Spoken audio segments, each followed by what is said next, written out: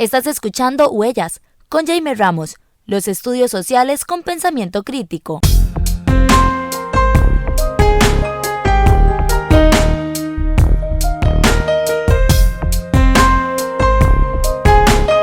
Bienvenidas, bienvenidos a su espacio Huellas. Como hemos venido comentando, hoy vamos a conversar acerca de una de las temáticas que es, podríamos decirlo así, la piedra angular de este programa, que es la reflexión acerca de la enseñanza de las ciencias sociales, de los estudios sociales.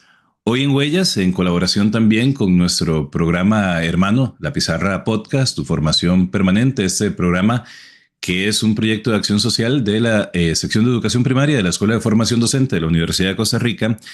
Tenemos el privilegio de hablar con una persona especialista en este tipo de temas. Doctor Isabelino Siede, bienvenido a Huellas y bienvenido a La Pizarra Podcast. Muchísimas gracias, Jemer. Un honor la invitación y un placer poder comunicarme con colegas, docentes de distintos lugares de América y del Caribe. Muy amable, doctor Siede. El profesor Isabelino Siede es un académico con mucha trayectoria argentino, es licenciado y doctor en ciencias de la educación, con énfasis en la didáctica de las ciencias sociales de la Universidad de Buenos Aires, de la UBA. También ha sido profesor de enseñanza primaria por el Instituto Nacional Superior de Profesorado, Mariano Acosta. Hoy por hoy es docente e investigador en varias instituciones de educación superior en Argentina, como en la Universidad Nacional de La Plata, la Universidad Nacional de Moreno y la Universidad Nacional de la Patagonia Austral, en donde imparte cursos para formación docente acerca de la didáctica de las ciencias sociales, de la ciudadanía, de derechos humanos y ha participado en la elaboración de diferentes diseños y proyectos curriculares en diversas regiones de Argentina, en Buenos Aires, entre otras, y ha publicado muchísimas obras, artículos, ha dirigido investigaciones doctorales y como le decíamos al principio, nosotros nos hemos venido trabajando en el curso de tendencias actuales acerca de la enseñanza de los estudios sociales, acerca de varias de las obras. Estamos leyendo al doctor Siede y por eso pues es un gusto tenerlo por acá. Por ejemplo, obras como compilaciones como Enseñar en la diversidad, una investigación en las escuelas pluligrado de la educación primaria, ciencias sociales en el aula primaria, alternativas y oportunidades, ciencias sociales en la escuela, criterios y propuestas para la enseñanza, retratos de familia en la escuela, enfoques disciplinares y propuestas de enseñanza, entre muchísimos otros artículos y muchas obras que nosotros les invitamos a nuestras compañeras y compañeros a leer y a investigar. Un autor de sobra conocido, un referente iberoamericano en la enseñanza de las ciencias sociales. Doctor Siede, para comenzar, vamos a tratar de ir elaborando esta entrevista didáctica en función de preguntas más simples, a tratar de ir a complejizar, a tratar de problematizar más la discusión. Una de las cosas, y es un título de uno de los capítulos de estos libros, usted plantea el ¿para qué enseñar ciencias sociales? Una pregunta que es totalmente vigente y quiero hacérsela para comenzar. ¿Para qué enseñamos ciencias sociales en la educación primaria y en la educación secundaria? Bueno, Jamer, es una pregunta clave, a mi modo de ver, que al principio puede parecer que excede a la didáctica, pero en realidad buena parte de los problemas didácticos empiezan desde esta pregunta. Si uno no tiene claro para qué enseña algo, es difícil que sepa cuándo, cómo y precisamente para qué intervenir en el aula. Entonces creo que es una pregunta muy relevante y que además nos liga con el sentido formativo de esta asignatura en el currículum escolar.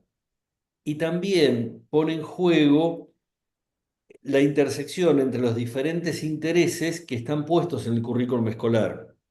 Si uno revisa la historia de los sistemas educativos de América Latina, ha habido diferentes ritmos y momentos fundacionales, pero desde mediados del siglo XIX en adelante, muchos países han ido construyendo sus sistemas educativos.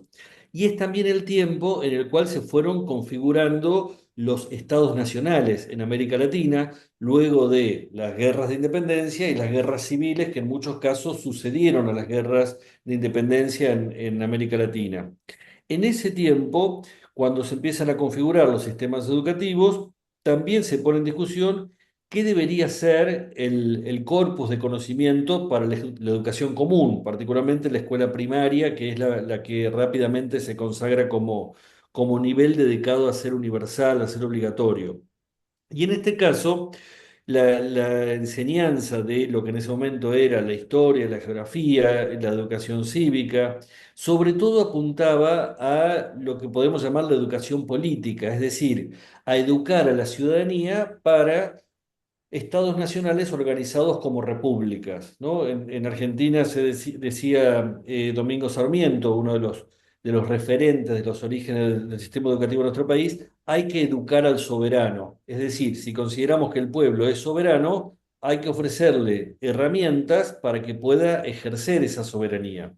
Obviamente todo eso no de modo ingenuo, sino también teñido por los intereses de partido, de sector, porque las élites querían que esa ciudadanía se ejerciera de cierto modo y no de otro. Y sobre todo a fines del siglo XIX y principios del siglo XX, esa educación empieza a tener un giro cada vez más centrado en los intereses nacionales y en la configuración de la identidad nacional. En Argentina en particular, es un tiempo de llegada de una gran cantidad de inmigrantes a la Argentina, se triplica la población del país con llegada de inmigrantes principalmente del sur de Europa, y entonces las élites se plantean, tenemos que lograr que hijos e hijas de inmigrantes se sientan argentinos, y entonces entienden que la enseñanza de estas disciplinas, junto con la lengua, el idioma nacional, contribuyen a poder fortalecer la identidad nacional, algo que se está inventando en ese momento. Y se diseñan también estrategias didácticas específicas. En Argentina, como pasa en buena parte de América Latina, se toma algo de la pedagogía religiosa ligada a los rituales, a la repetición cíclica de ciertos relatos para establecer ciertos saberes básicos como una especie de catecismo patriótico que se repite año a año en las escuelas. Y así como la Iglesia en su momento había seleccionado algunos personajes como referentes morales para que puedan ser guías para la educación popular, también esta educación patriótica toma como referentes ciertos personajes a los que denomina próceres, generalmente tomados de las guerras de independencia de cada país, para mostrarlos como referentes morales a través de la educación. Y entonces aparecen, según los países, Bolívar, San Martín, Sucre, O'Higgins, Artigas o Juan Santamaría allí en Costa Rica. Cada uno con su historia y con sus características, pero sobre todo uno puede observar que en ese tiempo predomina una enseñanza de los estudios sociales con un propósito moral y con un propósito identitario. Cuando van pasando las décadas y nosotros miramos desde el presente y a la distancia y en perspectiva aquellos orígenes, aquel ingreso de los estudios sociales al currículum escolar, podemos preguntarnos si ese es hoy el propósito preponderante, si tiene vigencia, si es el propósito que debería orientar nuestras intervenciones didácticas y si también los formatos pedagógicos deberían ser esos. En estudios recientes aquí en Argentina, les preguntamos a profesores de distintas materias, asignaturas vinculadas a las ciencias sociales, ¿para qué enseñan ciencias sociales? Y hoy diría que la respuesta casi inmediata de cualquier docente es para fomentar el pensamiento crítico. Parece como una frase hecha. Nosotros en educación, y creo que esto nos ocurre en distintos países de la región, solemos tener algunas frases que se ponen de moda, ¿no? En algún momento eran los conocimientos previos, los temas transversales. En el último tiempo es fomentar el pensamiento crítico. Y yo creo que ahí tenemos un buen acuerdo, yo creo que es un buen propósito para los estudios sociales fomentar el pensamiento crítico, pero creo que tenemos que preguntarnos qué entendemos por pensamiento crítico. ¿Por qué? Porque aquella educación de los orígenes del sistema educativo en muchos casos estaba vinculada a adoctrinar a las nuevas generaciones en un modo de ver el mundo propio de las élites gobernantes en ese momento. De alguna manera, instaurar una mirada arbitraria que fuera conveniente para convalidar, legitimar y perpetuar el orden social vigente. Cuando hoy buena parte de los docentes hablan de fomentar el pensamiento crítico, en muchos casos cuestionan aquel adoctrinamiento unidireccional que favorecía a las élites. Pero en algunos casos la cuestionan diciendo no, no hay que adoctrinar con ese contenido, hay que adoctrinar con otro contenido, renovador, progresista, revolucionario, cuestionador, alternativo, etc. Y, y también me encuentro con colegas que podrían pensar del siguiente modo. Fomentar el pensamiento crítico significa que como yo soy muy crítico, quiero que mis estudiantes piensen como yo. Y yo creo que eso licua y va deformando enormemente este propósito de promover el pensamiento crítico. Creo que por el contrario, si lo que queremos es, y estoy de acuerdo con esto, promover el pensamiento crítico, en primer lugar, la pregunta para hacernos es, ¿cómo logramos que en el aula nuestros estudiantes piensen? Promover el pensamiento crítico significa, en primer lugar, invitar a pensar. Y una vez que estamos pensando, tratar de que progresivamente lo vayamos haciendo de un modo cada vez más crítico. Pero entonces tenemos que pensar qué didáctica nos ofrece oportunidades de invitar a pensar en el aula sobre la realidad social. En buena medida, es cierto que si invitamos a pensar en el aula, se nos conmueven, se nos deshacen, se nos va perdiendo la lógica identitaria y moralizante de un siglo atrás. Y es probable que en el aula de estudios sociales del siglo XXI empiecen a aparecer preguntas acerca de por qué tenemos que seguir sosteniendo ciertos referentes como próceres, por qué tenemos que seguir considerando la identidad nacional por encima de otras identidades que también nos competen o que nos interpelan. ¿Por qué tenemos que sentir apego a la patria cuando también hay otros intereses que van más allá de los límites de la propia nación que nos preocupan, como los derechos humanos o las cuestiones ambientales? Entonces, promover el pensamiento crítico podría colisionar con otros propósitos, pero creo que sí serviría para que las ciencias sociales empiecen a ser ciencias sociales en la escuela, que no sea simplemente una comunicación de saberes, sino también una comunicación de los modos de posicionarse ante la realidad social, de manera, creo yo, crecientemente crítica. Bueno, hablé mucho, no sé si querías No, tanto. no, le agradezco muchísimo y se derivan muchísimas preguntas de lo que usted plantea. Y bueno, para iniciar tal vez con alguno y desglosar un poquito todas las ideas que usted nos comunica, bueno, vamos a ver eso del pensamiento crítico. Realmente coincido y nosotros lo hablábamos en el aula con nuestras y nuestros estudiantes acerca de que el pensamiento crítico no es reproducir la criticidad de un docente, por más crítico que sea.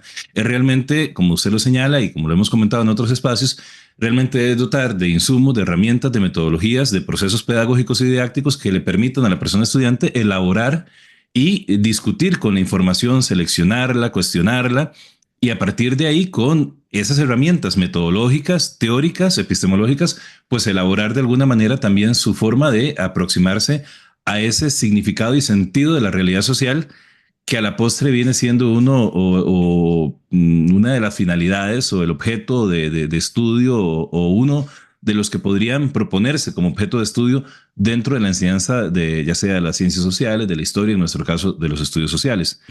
La pregunta que le quiero hacer a continuación, doctor, es ¿cómo conciliar? Y esto sobre todo pasa, corríjame si no ocurre también en Argentina, pero acá en Costa Rica, hay una diferencia entre el planteamiento curricular en primaria y en secundaria. En primaria todavía sigue prevaleciendo esa referencia de credo nacionalista, civil, propio o elaborado a finales del siglo XIX en nuestro contexto. Igual pasa en muchos países de América Latina, en donde lo que se busca es como una especie de fidelización del estudiante a una hegemonización de lo que se concibe como patriotismo, realidad nacional. Mientras que en secundaria ya sí empiezan a configurarse en los últimos años programas de estudio en donde se pueden ver los aportes de la pedagogía crítica latinoamericana, de la pedagogía crítica anglosajona, de las didácticas específicas, de metodologías que tienen que ver con el hacer, y esto es otra pregunta más adelante, del hacer del científico y la científica social. Entonces, ¿cómo analiza usted este contraste entre primaria y secundaria en cuanto a los programas de estudio y algo que usted señalaba? ¿Cómo realmente desarrollar habilidades o competencias, si se quiere, con todo lo que hay en ese concepto del pensamiento crítico, el pensamiento sistémico, del análisis de la realidad social, entre una actividad meramente reproductiva y el intentar posicionar en nuestra estrategia didáctica elementos de este pensamiento crítico? ¿Cómo conciliar una cosa y la otra? ¿Verdad? Que eso es un poco el desafío en algunos contextos. Y que también es cierto que hay cosas que no son conciliables en el trabajo del aula. Efectivamente, cuando vos mencionabas este contrapunto entre la escuela primaria y la escuela secundaria, recordaba las palabras de uno de los pensadores nacionalistas de principios del siglo XX en Argentina, Ricardo Rojas, que hablaba de que la escuela primaria tenía que ser un espacio de propaganda de las ideas nacionalistas, mientras que la escuela secundaria sí se podría pensar de manera más sistemática. Pero efectivamente, cuando recién hablaba de la configuración de los sistemas educativos, a la escuela primaria le cupo el rol de ser el nivel obligatorio, pensado para todos los sectores populares, y en ese sentido predominaron allí los intereses de los estados nacionales para este proceso que vos mencionabas, y concuerdo plenamente, que podríamos llamar de fidelización, que es lograr que cada alumno, cada alumna que pasa por nuestras aulas se transforme en un ciudadano de nuestro país.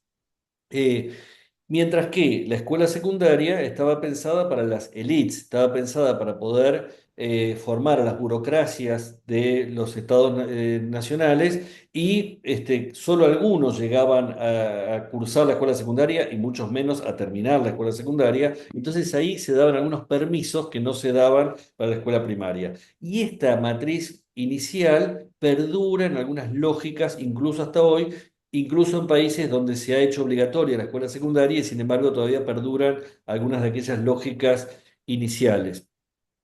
También creo que es interesante pensar en esa lógica de propaganda que decía recién, cuando se pensaba para la escuela primaria, que ahí hay intereses contrapuestos. Efectivamente, el interés del Estado Nacional no necesariamente coincide con el interés de las disciplinas que estudian, no es el interés de la historia o de la geografía como disciplina académica. Entonces, dice Mario Carretero, un colega español contemporáneo, pero que vive buena parte del año en Argentina, que la historia escolar es más y es menos que la historia académica. Es menos porque a veces tiene una llegada muy licuada, las producciones de la historia académica, pero es más porque intervienen en la historia escolar otros intereses que no están presentes, o por lo menos no tanto, en la historia académica. ¿Y a qué me refiero? Ese proceso de fidelización se tornó necesario en la medida en que, o las élites lo vieron necesario en la medida en que se aceptaban los estados nacionales como estados con soberanía popular. Cuando la soberanía estaba en el rey, quedaba claro que la soberanía estaba delimitada por el cuerpo del rey.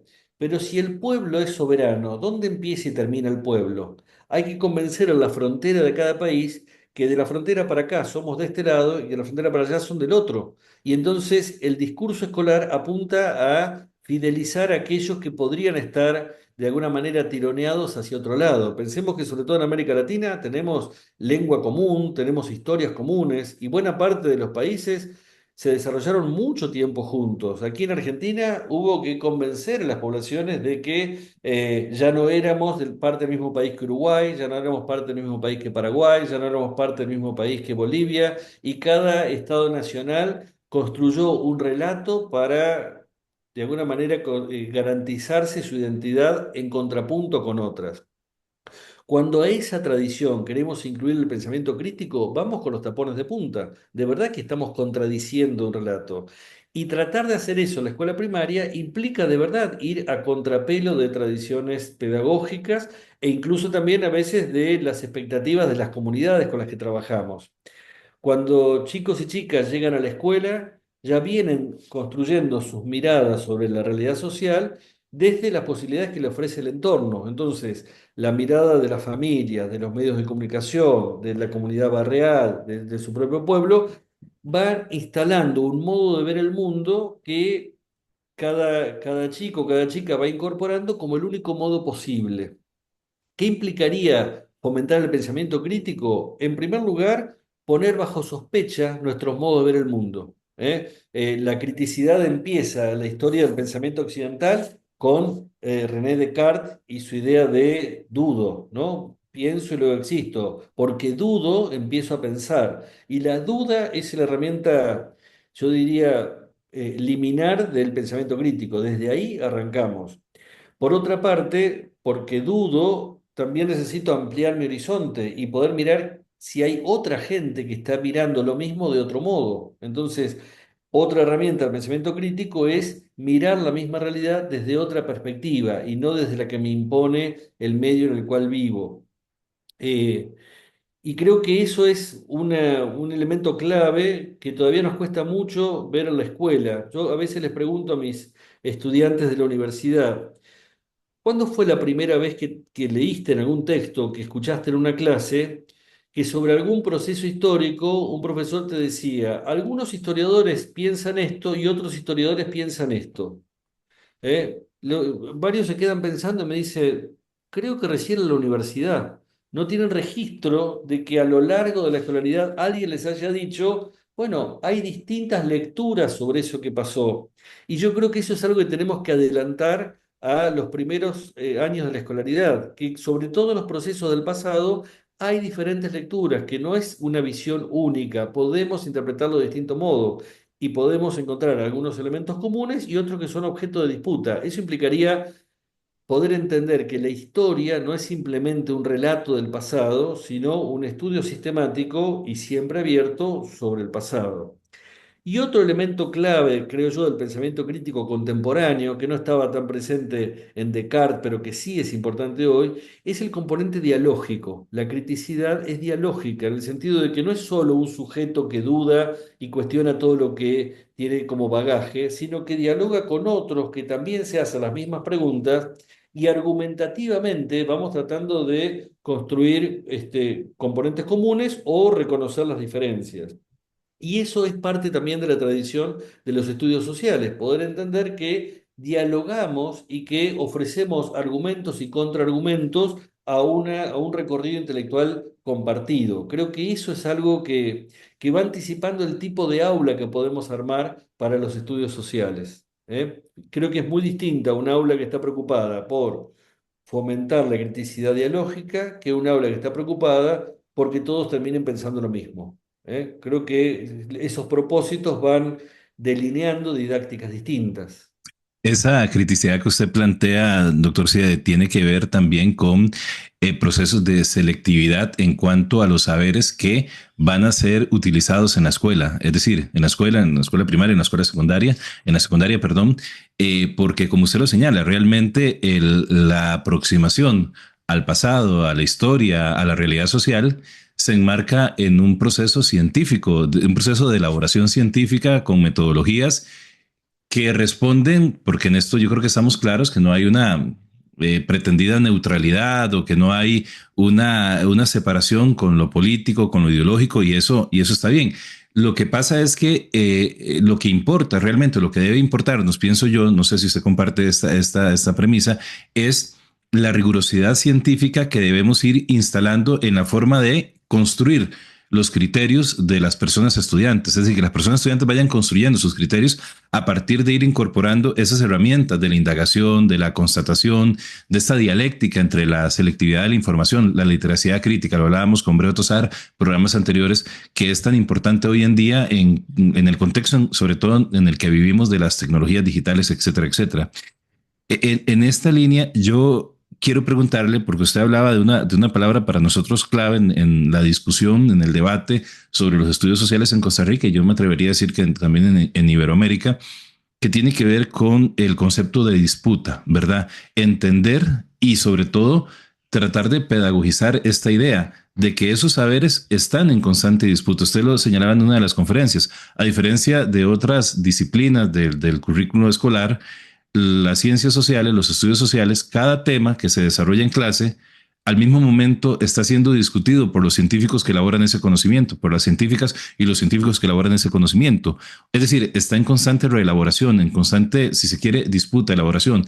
Y creo que tener presente y comunicar y transmitir y elaborar escenarios didácticos para que esto se logre es fundamental hacia esa meta del pensamiento crítico. Entonces, siendo esto así, si yo le preguntase a usted cuál es el objeto de estudio, si viéndolo desde una perspectiva, si se quiere, epistemológica, de la enseñanza de las ciencias sociales, de la enseñanza de los estudios sociales, de la enseñanza de la historia, podría definirse un objeto de estudio de este campo transdisciplinario, de este campo de trabajo, de esta disciplina que implican los estudios sociales, las ciencias sociales, la enseñanza de las ciencias sociales.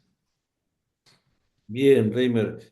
A ver, el contrapunto que a mí me parece más relevante es con la enseñanza de la matemática, por ejemplo. La didáctica de la matemática fue la primera didáctica específica que se desarrolló de manera muy rigurosa, muy sostenida desde los años 80, sobre todo en las investigaciones del INRP en Francia, y acuñó una serie de categorías que fueron tiñendo el resto de las didácticas específicas. Una de ellas es la categoría más famosa, si se quiere, de Yevalar, que es la de transposición didáctica. Él investigó específicamente en la enseñanza de la matemática el proceso por el cual un saber se va construyendo y legitimando en el terreno de la matemática, en cierto momento pasa al sistema de enseñanza y se transforma en conocimiento a enseñar y conocimiento enseñado. Y a todo ese proceso de pasaje lo llamó transposición didáctica. Fue un trabajo realmente muy interesante, que estuvo muy, nos abrió mucho la cabeza a quienes éramos jóvenes docentes en los años 80. Pero luego, cuando ese proceso de transposición didáctica se empezó a difundir hacia otros terrenos, parecía que no era necesario hacer una investigación semejante. Y sin embargo, creo que tenemos que entender que en todos los campos de conocimiento no ocurre lo mismo, ¿eh? No se da del mismo modo el proceso de transposición didáctica en la matemática que en las ciencias sociales, y quizás no podríamos ni siquiera hablar de transposición didáctica en ciencias sociales si queremos recuperar ese proceso complejo que describía Chevalar. ¿Por qué? Porque el objeto de estudio de las ciencias sociales en su conjunto es la realidad social. Cuando digo la realidad social, me refiero a la realidad social cercana, lejana, propia y ajena, presente y pasada, pero todas las disciplinas que piensan sobre la realidad social y que tratan de comprenderla son las llamadas ciencias sociales. Y cada una tiene algún aspecto o una dimensión puntual de esa realidad social. La historia, la geografía, la antropología, la sociología, la economía, son diferentes ciencias sociales que estudian aspectos de esa realidad social. Lo que nos ocurre cuando nosotros pensamos en los contenidos escolares de las ciencias sociales es que, a diferencia de la matemática, nuestro objeto de enseñanza está en movimiento, ¿eh? En matemáticas, hoy en la escuela se enseña que 2 más 2 es igual a 4, pero hace 1000 años 2 más 2 también era igual a 4, y es probable que dentro de 1000 años 2 más 2 siga siendo 4. Por lo menos no hay nada que me lleve a pensar que el objeto de conocimiento de la matemática se vaya a modificar en el tiempo. No estoy diciendo que no haya un montón de cosas para seguir investigando o que el conocimiento sea esencial, pero hay un conocimiento que tiene un nivel de estabilidad que nosotros no encontramos en los estudios sociales. Porque hay dos cosas que se mueven.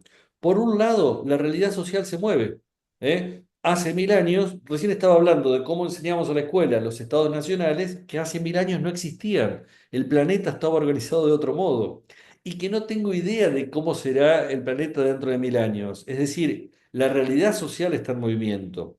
Y por otro lado, los estudios sobre esa realidad social también están en movimiento. Nosotros en la escuela podemos estudiar sobre el Antiguo Egipto, pero hay un montón de egiptólogos que están al mismo tiempo investigando sobre el Antiguo Egipto y modificando ese saber todo el tiempo porque estamos teniendo aproximaciones sucesivas que nunca terminan. Eso que puede llevarnos un mes y medio de trabajo con chicos de 6 7 años, hay gente que lo estudia toda su vida. Entonces, quiere decir que nuestro objeto de enseñanza no tiene el nivel de estabilidad que otros campos de conocimiento. Y esto implica también que en la didáctica corremos con desventaja, ¿no? Tenemos una expresión aquí en Argentina que quizás resulta rara en otros lugares, pero decimos que estamos remando en dulce de leche. Digo, bueno, sería como remar en miel, como remar en mermelada, ¿no? Hay que hacer fuerza para remar en mermelada.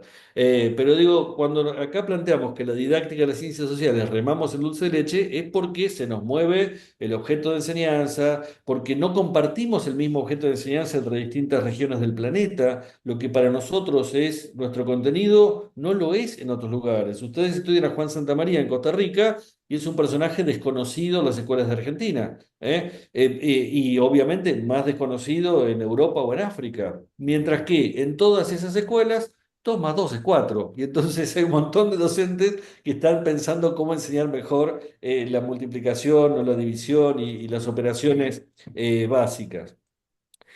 Retomo también la cuestión que vos hablabas de la disputa y de los saberes de la escuela. También aclaro que como estoy en Argentina estoy tomando mate. Esto es una tradición, una distinción cultural de nuestro país.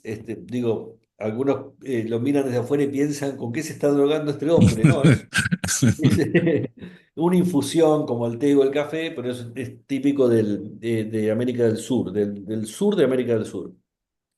A ver, cuando estamos pensando en ese objeto de enseñanza, yo planteo una pregunta. Cuando queremos trabajar desde la historia, la geografía, la sociología y la antropología sobre la realidad social, ¿qué es lo que queremos enseñar en la escuela? ¿Lo que esas disciplinas dicen sobre la realidad social o los modos que tienen para justificar lo que dicen sobre la realidad social? Y creo que la respuesta es las dos cosas, pero me detengo en esa distinción porque ha predominado largamente en las aulas la idea de que enseñar estudios sociales es enseñar lo que dicen los historiadores, lo que dicen los geógrafos, lo que dicen los sociólogos, lo que dicen los antropólogos y no lo que hacen.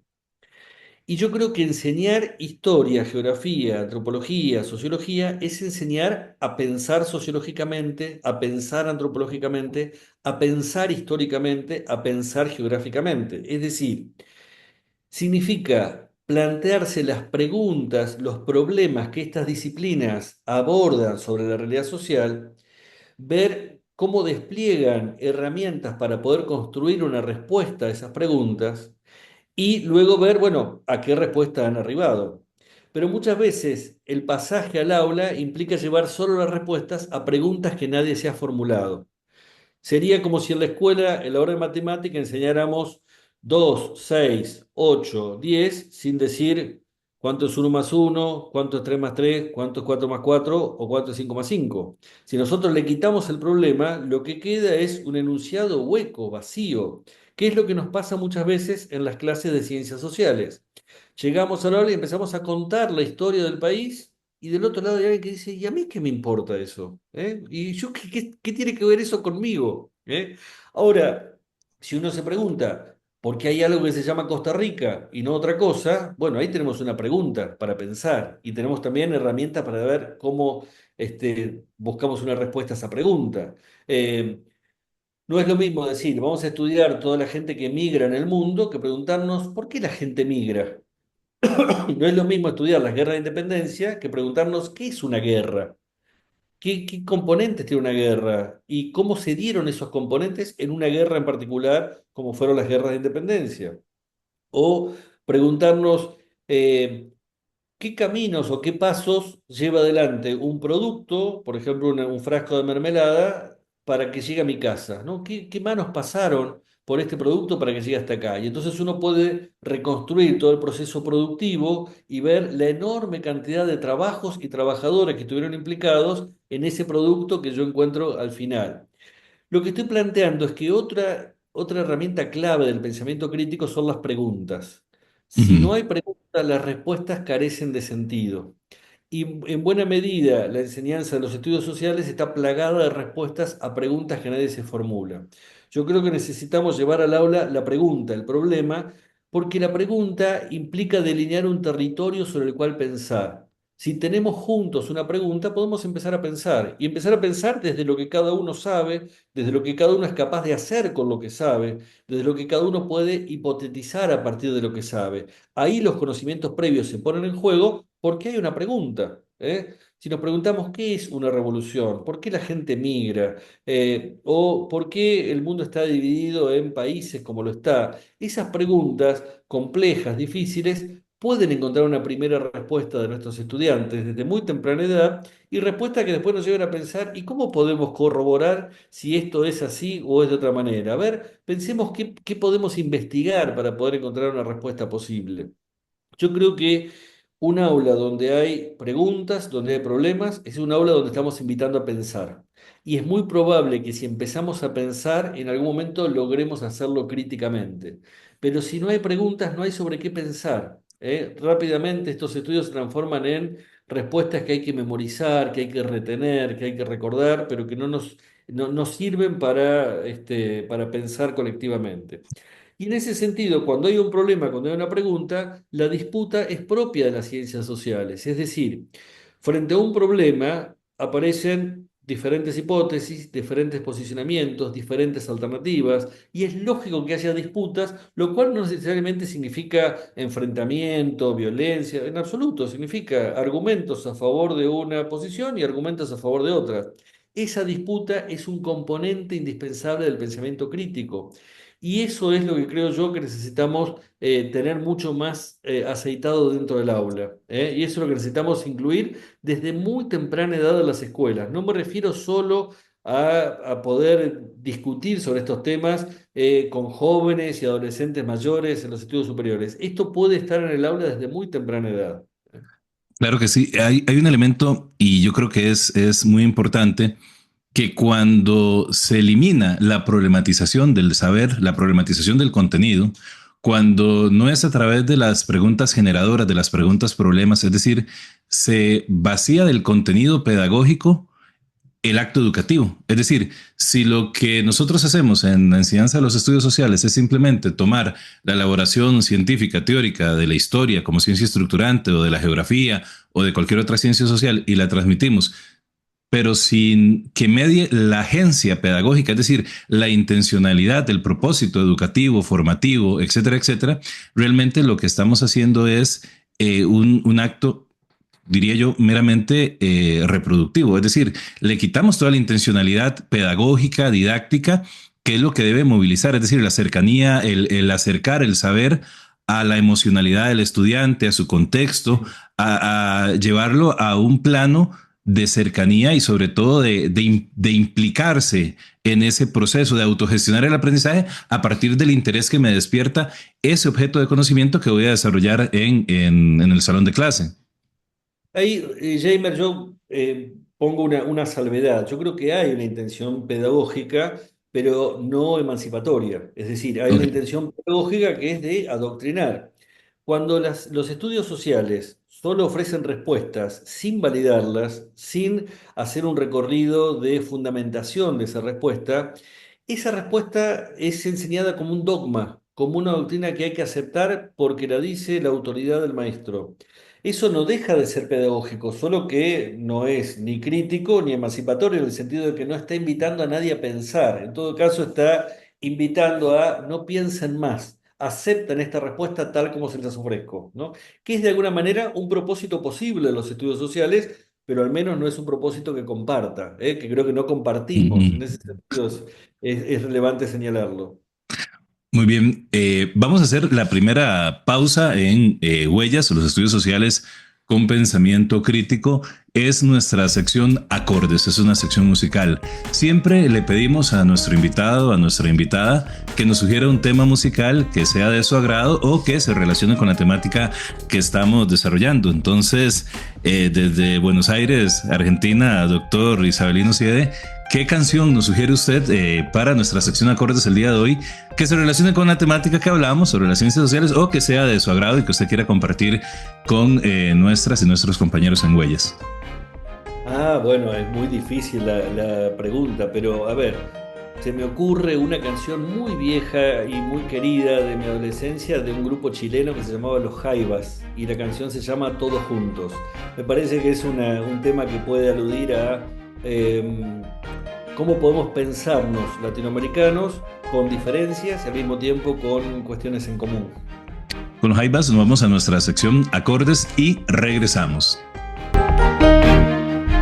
Te invitamos a ser parte de Huellas. Escríbenos y sugiérenos tus temas de interés. Síguenos en nuestras redes sociales, en Facebook como Huellas 2.0. Nos puedes escuchar en iVoox, Spotify y en YouTube. Suscríbete a nuestro canal de YouTube Huellas 2.0. Gracias por tu apoyo.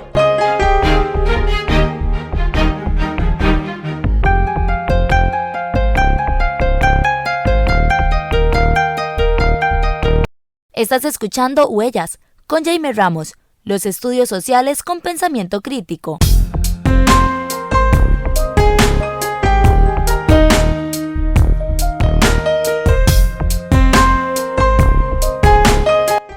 Regresamos, estamos en su espacio Huellas, los estudios sociales con pensamiento crítico y en la Pizarra Podcast, tu formación permanente, este programa de la sección de educación primaria de la Escuela de Formación Docente de la Universidad de Costa Rica. El día de hoy conversando con un invitado de lujo, el doctor Isabelino Siede, argentino, doctor en ciencias en didáctica de las ciencias sociales por la Universidad de Buenos Aires, investigador, quien ha publicado muchísimos artículos, libros, realmente un referente en América Latina acerca de la didáctica de las ciencias sociales, a quien le agradecemos muchísimo que nos acompañe el día de hoy.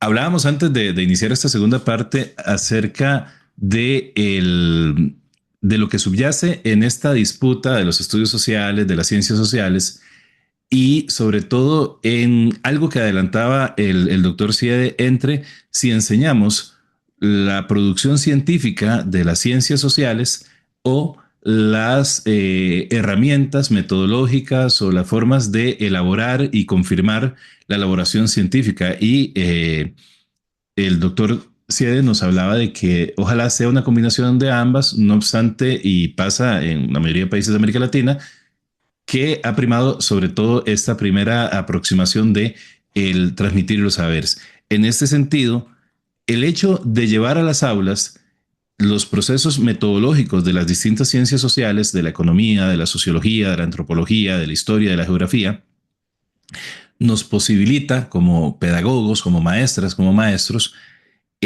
dotar o generar un contexto de aprendizaje, un contexto educativo en donde las personas estudiantes logren cuestionar ese sentido común, que en un término sociológico de la palabra, que, con el cual ellos llegan al salón de clase y sobre todo cuestionar sus propias creencias y en algunos momentos pues hacer esa labor pedagógica. Entonces yo le quiero preguntar por tal vez desarrollar esta importancia que tiene el que logremos tal vez migrar de solamente una reproducción del saber científico de las ciencias sociales a estos saberes más procedimentales, metodológicos del científico o la científica social y sobre todo esa disputa contra el sentido común, es decir, contra las opiniones que muchas veces no están contrastadas en la rigurosidad científica y que hoy por hoy en una sociedad de la información, del conocimiento, de tantas fake news,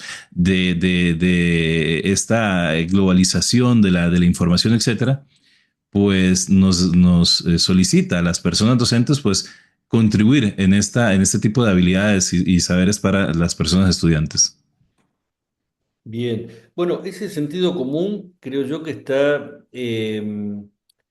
en el origen y en la finalidad de las ciencias sociales, porque Cualquier cientista social, cuando aborda un problema, lo hace desde sus preocupaciones iniciales, que muchas veces provienen de lo que circula en la sociedad como posicionamiento predominante, como mirada hegemónica, como tradición. Y al hacerse preguntas empieza a cuestionar su propia mirada. Entonces, me parece importante cuestionar el sentido común, pero al mismo tiempo no impugnar la posibilidad de ponerlo en juego, porque en el aula cuando le pedimos a cada estudiante que nos dé su posición, su opinión sobre un problema sobre el cual empezamos a pensar, cada cual piensa desde lo que es capaz de hacer con lo que sabe. Cada cual piensa desde lo que circula en su medio y desde cómo lo articula en función de una pregunta, de un problema. Y digo que también está en el propósito porque las ciencias sociales tienen la intención de poder influir para que ese sentido común cada vez esté más atravesado por las ciencias sociales, para poder intervenir en ese pensamiento de la sociedad e instalarse en el sentido común. Entonces, no tenemos que pelearnos tanto con el sentido común. Sí es cierto que el trabajo de las ciencias sociales es someter a crítica los enunciados del sentido común y someterlo a una crítica rigurosa porque de eso se trata la ciencia. Cuando uno solo enseña lo que la historia, la geografía, la sociología, la antropología dice sobre la realidad social, no está enseñando ninguna ciencia, está enseñando las conclusiones del cientista, pero la ciencia se caracteriza por ser un conjunto de procedimientos para llegar a esas conclusiones. Y eso es lo que tiene un peso sustantivo para poder decir, bueno, estamos haciendo ciencias sociales.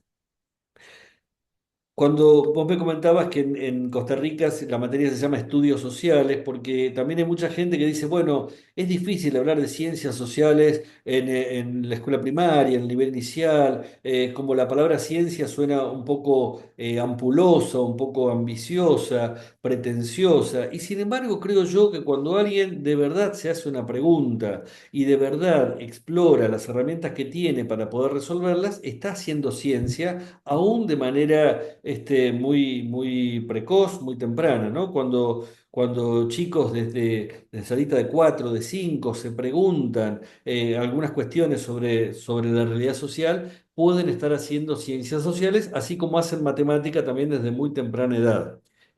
Y cuando digo problemas, a ver, hay una aclaración siempre que conviene hacer. En las ciencias sociales hay al menos dos tipos de problemas: los problemas propios de la realidad social y los problemas de conocimiento que movilizan a las ciencias sociales. Cuando hablo de problemas de la realidad social, me refiero a la desigualdad, los problemas ambientales, los problemas de conflictividad social. Esos son problemas, ¿no? Y uno puede pensar, no sé, la inundación es un problema en una ciudad que se inunda. Ahora, cuando hablamos de los problemas en las ciencias sociales, es cuando eso que ocurre en la realidad social lo transformamos en un problema de conocimiento. Y nos preguntamos, ¿por qué se inunda la ciudad donde vivo?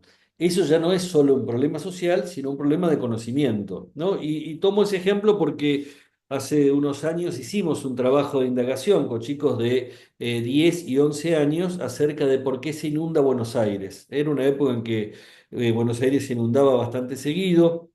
Y la mayor parte de los chicos decían porque llueve mucho, ¿eh? Y contaban experiencias de la inundación en algunos barrios, en particular de la ciudad. eh, y entonces empezábamos a ofrecerles, ante esa primera respuesta, herramientas para pensar si llueve o no mucho en Buenos Aires. Buenos Aires llueve entre 1000 y 1200 milímetros de precipitaciones por año, pero veíamos que las lluvias que provocaron inundación eran lluvias de 300 milímetros en un día, es decir, la cuarta parte de lo que llueve en todo un año en un solo día, o 90 milímetros en una hora, es decir, casi el 10% de lo que llueve en un año en una hora. Y entonces podíamos construir ahí la idea de intensidad de las lluvias y no cantidad de las lluvias. Y empezábamos a ver, mirando el mapa de inundaciones, que no toda la ciudad se inunda, sino algunos barrios. Y decían, bueno, ¿qué hay en estos barrios para que se inunden estos barrios y no otros? Y entonces comparábamos la ciudad con un plano de relieve de la ciudad y veíamos Buenos Aires, para quienes la conocen, es una ciudad casi chata, pero casi chata significa diferencia de 30 metros de altura entre la zona más alta y la zona más baja. 30 metros es muy bajo en un mapa de relieve, es todo llanura, pero no es muy bajo si uno anda en bicicleta o va caminando, porque 30 metros son 30 metros. Y tampoco es poco para el agua, obviamente. Se inundan algunos barrios y otros no. La altura de la ciudad define barrios inundables. Y en esos barrios inundables había tiempo atrás arroyos que fueron entubados y tapados con una calle. Entonces, lo que ocurre es que los arroyos, que históricamente se desbordaban, vuelven a desbordarse cuando llueve. Entonces ahí la pregunta cambia y los chicos dicen, pero ¿por qué hay gente que está viviendo allí donde los arroyos siempre crecieron? Entonces indagamos, bueno, ¿cuándo se pobló la ciudad en esos barrios?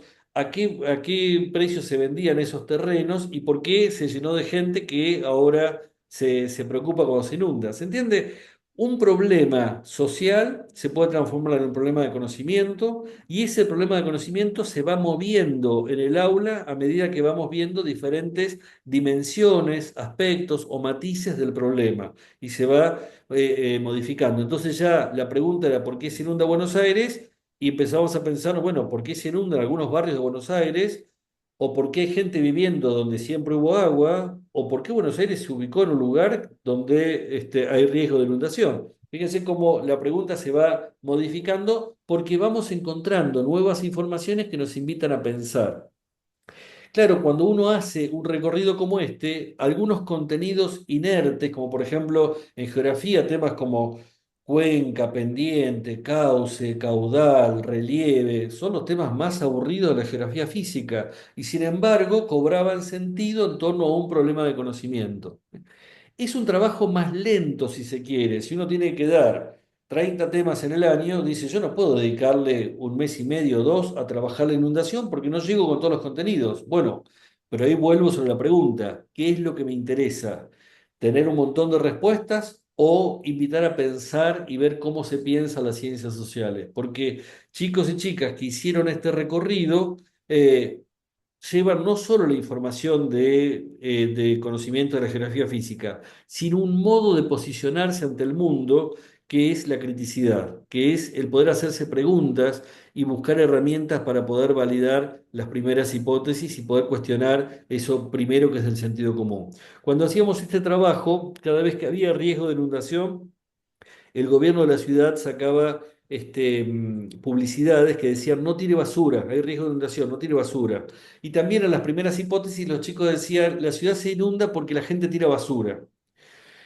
Y yo preguntaba, bueno, ¿y por qué ocurre eso? Bueno, porque la gente tira basura y entonces se tapan los desagües y entonces cuando llueve el agua no baja. Bueno, es una hipótesis. Pero al rato alguno decía, no, porque me contó mi abuelo que abajo hay un arroyo y cuando llueve mucho el agua crece y sale para afuera. Y yo le decía, bueno, pero acá estas dos hipótesis son contradictorias, porque si la basura tapa el agua para que no baje, también tapa el agua para que no suba. Entonces, o la basura tapa los desagües o no la tapa. Y ahí venían las soluciones de compromiso. Decía, no, en un lugar la tapa y en otro no. Y digo, ¿y cómo se pone de acuerdo el agua para decir, vos subí por allá y vos no entres por acá? Se juntan las gotas antes y deciden. Bueno, esa discusión nos llevaba a analizar que en realidad Buenos Aires nunca se inundó por la basura, sino que se desbordan los arroyos y la ciudad se inunda igual. Pero cuando hay basura tarda más tiempo en desagotarse después de haberse inundado. Lo que pasa también es que al gobierno de la ciudad le convenía que la gente creyera que la culpa de la inundación es la basura, porque entonces la culpa es del vecino y se peleaban entre ellos en lugar de reclamarle al gobierno de la ciudad que hiciera las obras de infraestructura o que mantuviera limpios los desagües, ¿no? Entonces era una manera también de manipular la opinión pública en ese sentido. Bueno, fue un recorrido complejo en torno a esa pregunta. Para dar un ejemplo de a qué tipo de preguntas me refiero cuando estamos hablando, con chicos de 10, 11 años.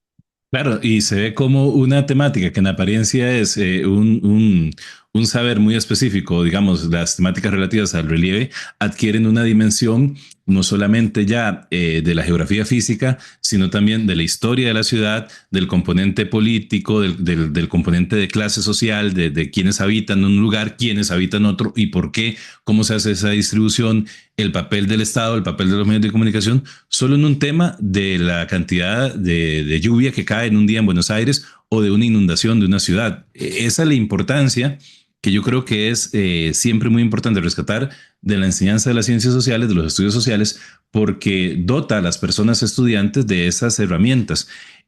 Ahora que usted hablaba de esos 30 temas de que hay que cubrir en el año, y yo creo que es un fenómeno que pasa a nivel mundial, me atrevería a decir, pero en América Latina es determinante, es a veces la imposibilidad real, material, de concluir con el programa de estudio, con todas las temáticas. Y yo creo que esta discusión tiene que ver con una característica, si se quiere, de la misma concepción de la enseñanza de las ciencias sociales o de los estudios sociales, que son sus ciencias estructurantes. Es decir, ¿por qué hay tantos temas? Porque se pretende que la historia, ¿verdad? De alguna forma articule todo el recorrido del saber o de los saberes que tienen que abordar tanto las personas docentes como las personas estudiantes, y muchas veces pues es en la cantidad de tiempo que hay, digamos, en las características de nuestro sistema educativo, de nuestros sistemas educativos, de nuestra disponibilidad de recursos, prácticamente es inabarcable. Es decir, abordar desde la caída de Roma hasta la revolución industrial en un solo año, ¿verdad? En nuestro caso, qué sé yo, en el noveno año, y con un montón de indicadores de evaluación, de aprendizaje, hace que yo esté más preocupado por abordar el tema de una forma sucinta, de una forma, ¿verdad?, superficial, si se quiere a veces, porque así me lo pide el programa. Y entra en choque con esta, por otra parte, con estas orientaciones pedagógicas, metodológicas, de, como usted señalaba en el ejemplo, la inundación, pues detenernos y tomar el tema, discutirlo, investigarlo, llevar el problema social al problema científico y luego ver las derivas políticas que tiene. Eso demanda tiempo. No obstante, si esto segundo se hace, si este ejemplo que usted nos presentaba de la inundación y del abordaje transdisciplinar que tiene, pues para muchas personas para muchas personas que estamos en esta actividad de la enseñanza, de los estudios sociales, de las ciencias sociales, es más significativo, es más importante y sobre todo le permite a la persona estudiante construir y desarrollar esas herramientas, que no tal vez abordar todas las temáticas de la historia o de todos los paisajes geográficos. Entonces, con esta introducción yo quería preguntarle, ¿qué opinión le merece a usted el papel de la historia y la geografía como ciencias estructurantes versus el rol que asumen otras ciencias y disciplinas de las ciencias sociales? Es decir, una perspectiva más transdisciplinaria, si se quiere, de lo que es el proceso de enseñanza de las ciencias sociales. Bien. Retomo la primera preocupación por el tema de la cantidad de contenidos. Hay en las ciencias sociales una pretensión de totalidad. Nuestro objeto es infinito, la realidad social. No hay manera de abarcarlo totalmente.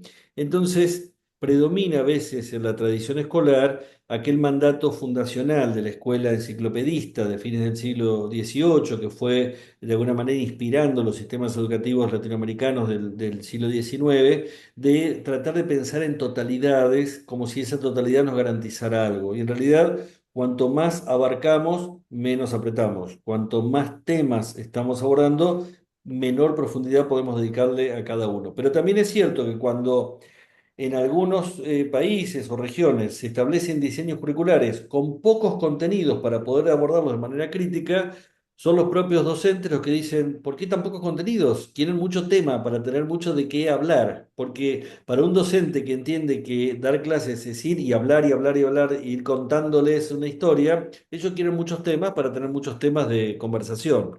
Entonces creo que tenemos ahí un trabajo para hacer colectivamente, de construir un programa escolar centrado en los modos de conocer, y eso implicaría ir disminuyendo progresivamente la cantidad de temas y dándole más peso a los modos de abordar esos temas.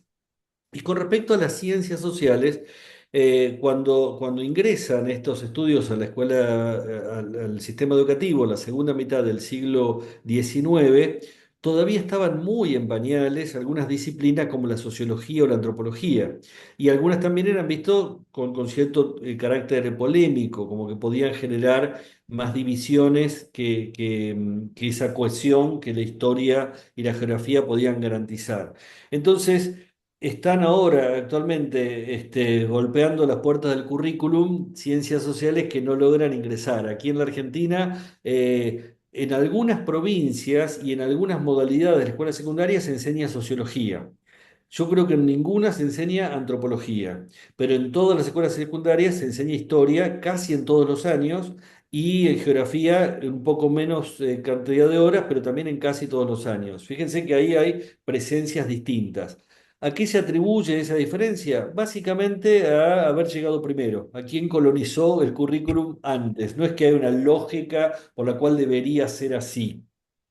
Mientras que en aquellos currículos que están organizados como espacios amplios de ciencias sociales, hay mayor incorporación de distintos contenidos.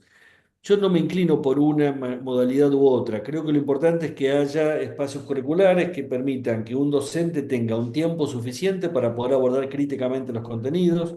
Hay también currículos que incorporan sociología y antropología sacándole horas. Entonces los chicos tienen por semana una hora de historia, una de geografía, una de sociología, una de antropología y no ver nada de eso. Entonces, en ese sentido hay una discusión que es compleja, que es cómo poder darle un espacio curricular que tenga una carga horaria suficiente. En la escuela primaria, a nivel inicial, yo creo que tienen mucho para ofrecernos algunas disciplinas como la sociología y la antropología. Hay un texto de Bernard Lahire, un sociólogo francés contemporáneo, donde él habla de enseñar a pensar sociológicamente desde temprana edad. Y él plantea una justificación para que chicos de muy corta edad empiecen a hacerse preguntas sociológicas y antropológicas de, por ejemplo, ¿qué es una familia y para qué hay familias? Preguntas acerca de la localidad en la que viven, de la sociedad en la que viven, qué es una fiesta, por qué en muchos pueblos hay fiestas. Y entonces uno puede hacer una descripción densa de los modos de festejar y una comparación con modos de festejo de distintas épocas o de diferentes lugares. Y ahí hay herramientas poderosísimas que tienen estas disciplinas para chicos y chicas de corta edad. Cuando eso se hace, y también creo que la economía tiene mucho para ofrecernos para chicos de corta edad. ¿Por qué? Con chicos de primer grado hemos trabajado qué es un comercio. ¿eh? Muchos chicos tienen idea de que es un comercio porque en su vida cotidiana van a comprar a un kiosco, van a comprar a un almacén. Pero ¿qué es un comercio? ¿Cómo está organizado un comercio? ¿Por qué hay una diferencia entre el precio que paga el almacenero al que le vende los productos y el precio a los que cobra cuando los vende? ¿Y cómo organiza la mercadería? ¿Y cómo sabe él qué tiene que comprar y qué tiene que vender? Hay un montón de categorías teóricas vinculadas al trabajo cotidiano de un almacén, como precio, oferta, proveedores, competencia, formas de pago, que son interesantísimas para trabajar y que les permiten a chicos y chicas de muy corta edad ir a ver el lado B del comercio, ¿no? Ir a mirar qué hay del otro lado del mostrador en el supermercado, que les permite ver, bueno, cómo organiza el kiosco, el kiosquero. Y eso ayuda a pensar que es un comercio y del mismo modo que es una industria, es decir, cómo la materia prima se transforma en producto elaborado y para eso vamos a visitar una planta industrial para ver cómo se da ese proceso, pero también quién lo diseñó, cómo se decide cuánto hay que fabricar. Hay mucho que se puede trabajar en los primeros niveles de la escolaridad. Si nosotros trabajamos esos contenidos de sociología, de antropología, de economía, con chicos de 4, 5, 6, 7, 8 años, cuando luego abordamos contenidos de historia y de geografía en los grados superiores, hay cosas que ya están allanadas, ¿no? Por ejemplo, aquí en Buenos Aires, cuando trabajamos la Revolución de Mayo en 1810 y hablamos de los intereses de los comerciantes contra el monopolio de la colonia española, bueno, tiene que haber alguien que sepa qué es un comercio y qué le interesa a un comerciante. Si saben qué es la mercadería y la competencia, pueden entender esa pregunta que se hace un historiador. O cuando luego podemos estudiar la revolución industrial, no es lo mismo tratar de entender la revolución industrial si uno sabe qué es una industria que si no lo sabe. Entonces creo que hay que ir pensando los procesos formativos partiendo de una alfabetización en ciencias sociales para la cual nos provee muchas herramientas estas ciencias sociales que tienen poco lugar en el currículum, pero que tienen mucho para ofrecerle al currículum. Y en particular vengo investigando en los últimos años sobre la enseñanza de la sociología en la escuela secundaria.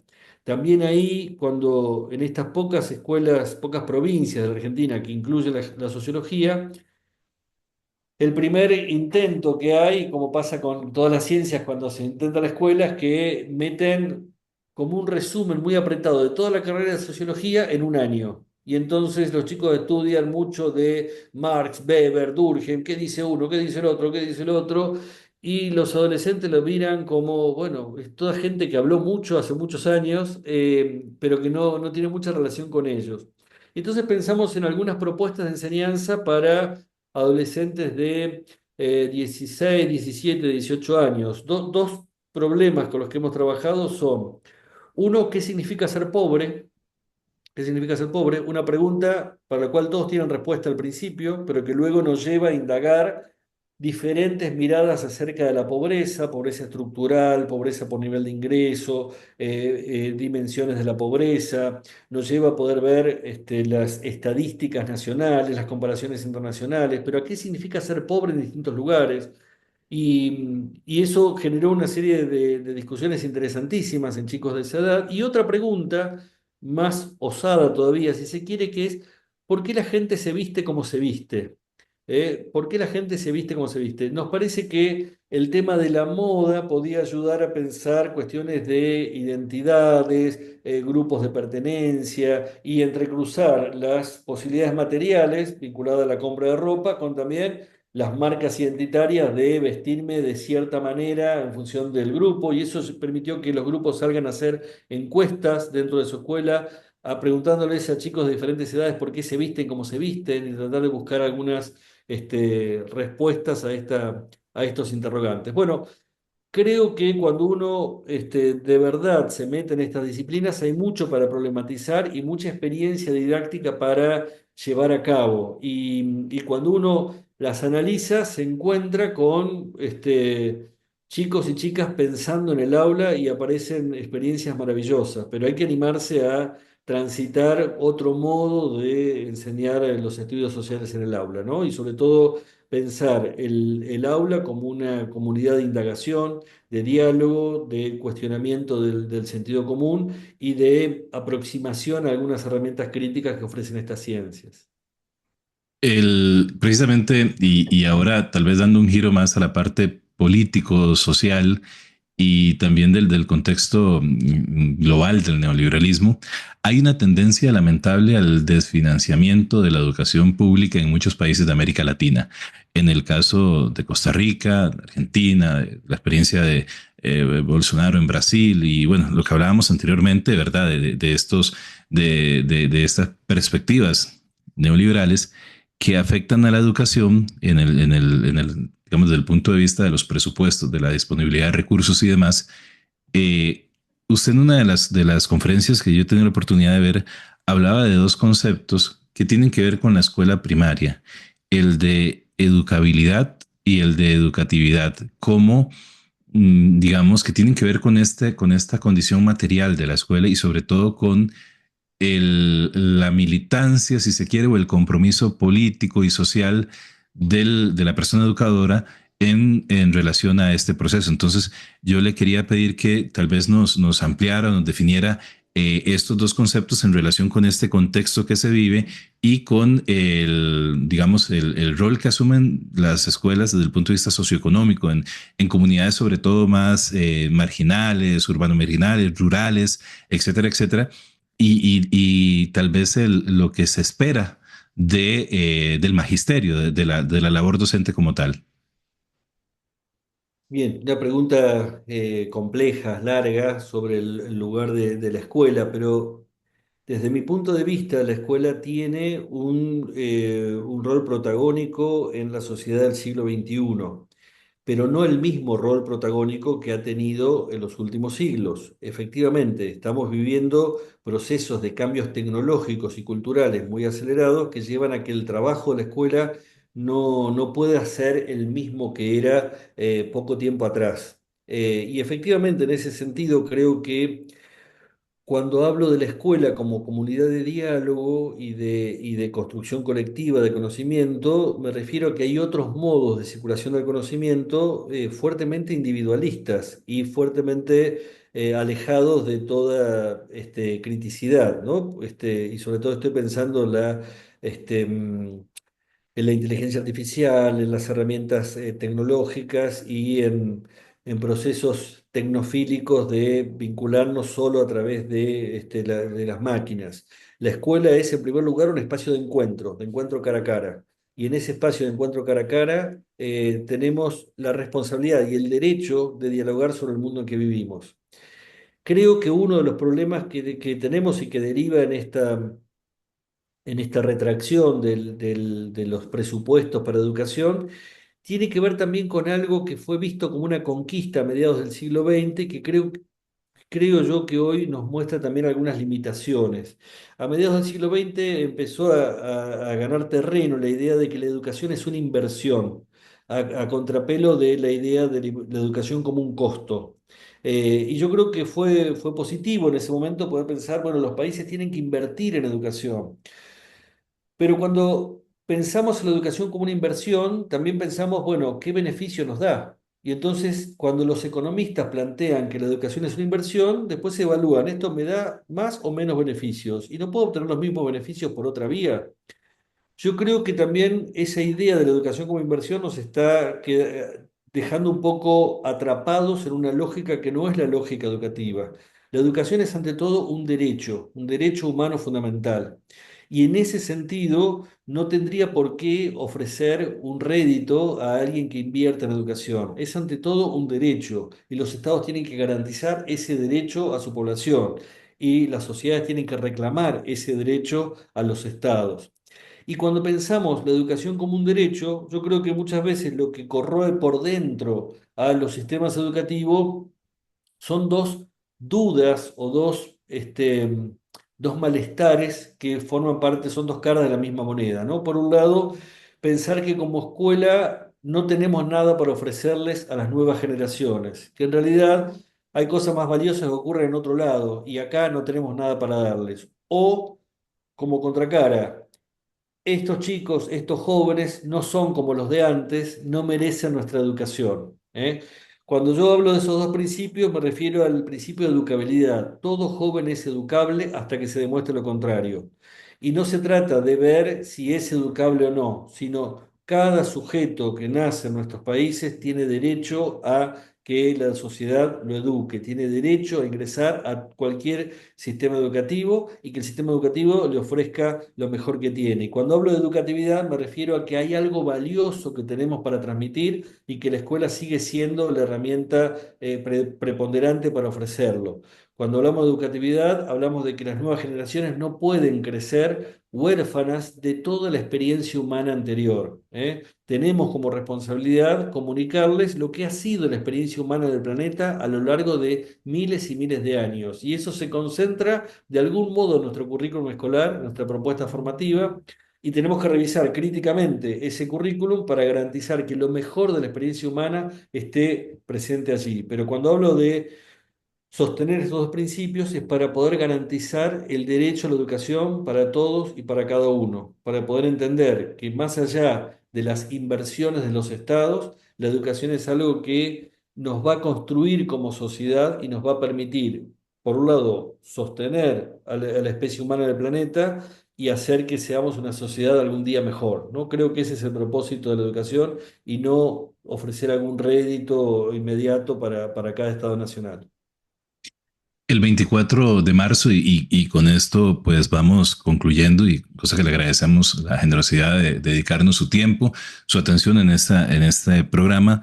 Doctor Siede, el 24 de marzo en Argentina se conmemora, ¿verdad? Ese día de la memoria, de todo lo que fue la dictadura cívico-militar, las luchas de las madres de Plaza de Mayo, de las abuelas de Plaza de Mayo, de todo el terrorismo de Estado que significaron esos nefastos años de la dictadura.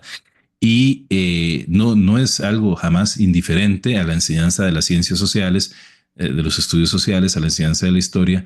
Y mi pregunta va en el sentido de desde su perspectiva, ¿cuál es el papel y cuál es la importancia que tienen la enseñanza de las ciencias sociales a la hora de abordar temas de la historia reciente, relativamente reciente, en este caso de Argentina, pero que también pasa en Colombia, pasa en Chile, lo hemos conversado en otros programas con otras personas invitadas, el rol de los estudios sociales, de las ciencias sociales, a la hora de abordar estos temas y cómo podemos propiciar un espacio democrático, dialógico, dialéctico, en donde se respeten pues ese carácter de precisamente de diálogo, de debate que tienen que tener el salón de clase en temas tan sensibles y en temas tan dolorosos para una comunidad política, como para una sociedad, para un Estado-nación, en este caso en Argentina. Entonces quería preguntarle por esta, vamos a ver, por su criterio en función del abordaje que tienen estos temas en las ciencias sociales.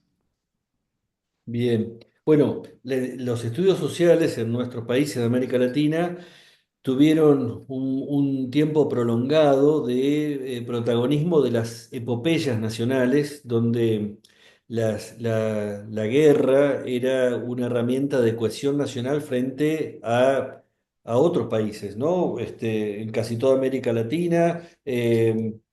La guerra contra España por la independencia fue una guerra vista como una guerra épica, gloriosa, de la cual tomamos algunos próceres. En Costa Rica no fue precisamente la independencia, pero sí la guerra contra William Walker. Lo que ha llegado a las escuelas en los años recientes son las historias tristes, son las violencias domésticas, aquello que nos hemos hecho a nosotros mismos a través de terrorismo de Estado o a través de guerras civiles cruentas, sangrientas, y entonces ya no tienen la misma lógica de cohesionar la identidad nacional en el contrapunto con alguien que está afuera y al que hemos vencido, sino de poder revisar los dolores acumulados a lo largo de un tiempo prolongado. En el caso de Argentina fue un tiempo acotado, en el sentido de que el año que viene se cumplen 50 años del inicio de la dictadura cívico-militar, que duró poco menos de 8 años, pero que terminó.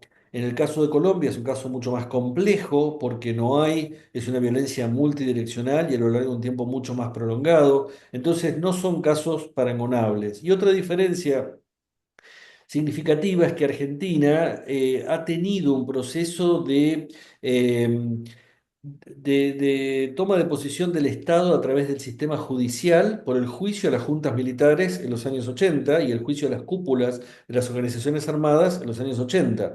Más allá de que luego haya habido interrupciones y vaivenes de esos procesos judiciales, ¿no? Los indultos, las leyes de impunidad, no, en casi todos los países de la región no ha habido un juicio a las dictaduras militares como hubo en Argentina.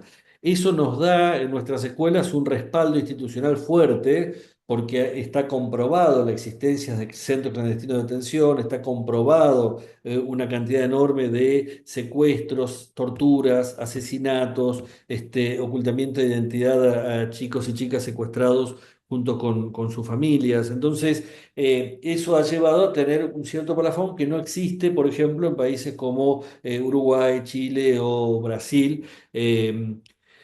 Pero de todas maneras suele ser un tema de discusión si la escuela debe o no meterse con esto. Yo creo que la escuela tiene que meterse con los temas polémicos, teniendo en cuenta que la polémica forma parte de las ciencias sociales y teniendo mucho recaudo en habilitar el derecho de cada estudiante a dar su opinión, a dar su pensamiento, pero también vinculando ese derecho a dar su opinión con la responsabilidad de dar argumentos sobre lo que opina. Cuando un estudiante expresa opiniones que seguramente provienen de su entorno doméstico o de su circulación por las redes virtuales, a veces hay frases hechas y posiciones taxativas que yo celebro que lleguen al aula, porque eso nos permite después someterlas a crítica. En la Argentina, post dictadura, conquistamos el derecho a la libertad de expresión en el aula, poder plantear lo que pensamos, pero necesitamos conquistar la responsabilidad de hacernos cargo de eso que pensamos. Y de lo que se trata no es de respetar todas las opiniones, sino de respetar a quienes opinan. y faltarles un poco el respeto a las opiniones, pidiéndoles justificación, contraponiéndolas con otras posiciones, contraponiéndolas con nueva información. El aula es un espacio donde pensar colectivamente sobre los procesos sociales, incluso que nos atraviesan.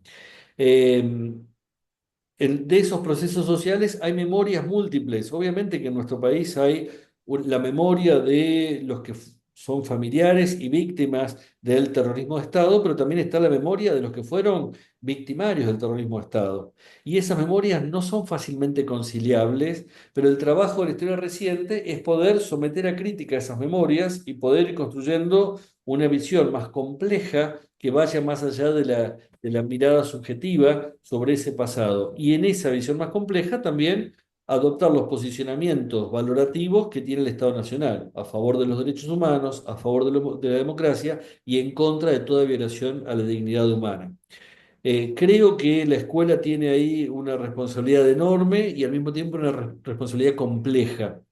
Cuando ahora se discuten estas cuestiones desde posiciones diría, neofascistas o de extrema derecha, también nos da la oportunidad a los educadores de reafirmar nuestras convicciones. Los tiempos de crisis son tiempos donde efectivamente se tensionan y en algunos casos se desvanecen nuestras certezas, pero las convicciones son aquello en lo que creemos, en lo que apostamos, en lo que creemos que necesitamos confiar porque nos sirven para seguir adelante. Y nuestra convicción es que la escuela es un espacio donde construir democracias. La democracia no se construye si no estamos en las escuelas trabajando por ello. Doctor Isabelino Siede, doctor en Ciencias de la Educación con énfasis en didáctica de las Ciencias Sociales por la Universidad de Buenos Aires, profesor en la Universidad Nacional de La Plata, de la Universidad Nacional de Moreno y la Universidad Nacional de la Patagonia Austral, investigador, autor de muchísimos libros y artículos que reiteramos a nuestras y nuestros estudiantes la invitación de leer y revisar. Muchísimas gracias por haber participado tanto en Huellas como en la Pizarra Podcast y pues extenderle una nueva invitación abusándome de su gentileza y generosidad para hablar muchos temas que en esta entrevista por el tiempo quedaron sin hablar. Había mucho tecnologías digitales, educación ciudadana, ciudadanía, derechos humanos y bueno, agradecerle muchísimo el haber participado en este humilde espacio. Bueno, muchísimas gracias, Yemen, y un cariño cordial a colegas de Costa Rica y de Centroamérica. Muchas gracias. Te invitamos a ser parte de Huellas. Escríbenos y sugiérenos tus temas de interés. Síguenos en nuestras redes sociales, en Facebook como Huellas 2.0. Nos puedes escuchar en iVoox, Spotify y en YouTube. Suscríbete a nuestro canal de YouTube Huellas 2.0. Gracias por tu apoyo.